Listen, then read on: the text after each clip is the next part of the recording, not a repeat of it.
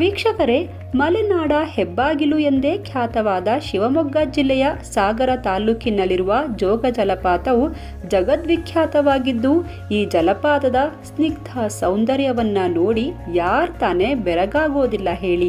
ಅದರಲ್ಲೂ Raja Rani Roarer rocket ಎಂಬ 4 ಕವಲುಗಳಾಗಿ ಶರಾವತಿ ನದಿಯು ಭೋರ್ಗರೆಯುತ್ತಾ ಆಳಕ್ಕೆ ಬೀಳೋದನ್ನ ನೋಡೋದೇ ಒಂದು ರೋಮಾಂಚನಕಾರಿಯಾದ ಅನುಭವ.